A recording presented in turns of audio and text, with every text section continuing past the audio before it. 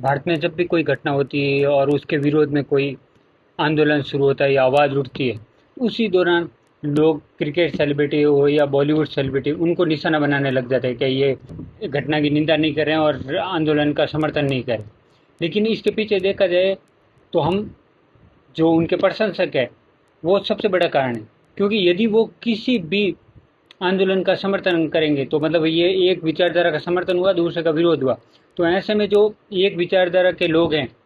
वो उनको बाइकआउट करने लग जाएंगे और सोशल मीडिया पे भद्दी भद्दी गालियाँ गालियाँ देने लग जाएंगे। दूसरा, वो किसी न किसी ब्रांड से जुड़े रहते हैं, तो उससे ब्रांड की छवि को भी नुकसान पहुंचता है, तो ब्रांड उनको अपने कमर्शियल एड से अलग कर देगा तो भी उनकी आर्थिक क्षति होती है। दूसरा, उनके जो मैच है या फिल्म है उनका बाइकआउट करने लग जाते हैं दूसरी विचारधारा के लोग, तो भी उनका आर्थिक हित प्रभावित होता है। और वो सरकारी एजेंसियों भी से भी डरते हैं कि यदि हमने सरकार का समर्थन किया तो विपक्ष यदि सरकार में आएगा तो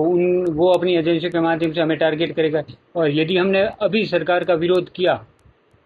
तो जो सरकार है वो अपनी एजेंसी हमारे पीछे लगा देगी। इसलिए ये बॉलीवुड सेलिब्रिटी या क्रिकेट सेलिब्रिटी है, ये किसी भी आंदोलन में एकदम चुप ही रहते हैं, वो बोलते ही नहीं हैं। चाहे आप वर्तमान में सौरभ भास्कर को ले लो या कंगना रनौत को या और प्रकाश राज को, ये कुछ भी बोलते हैं तो किसी को कांग्रेस का चमचा कह देते हैं या कांग्रेस का भक्त कह देते हैं, उसी तरह किसी को भाजपा का अंधभक्त कह देते हैं या भाजपा का चमचा कह देते हैं। हम ये नहीं देखते हैं कि उस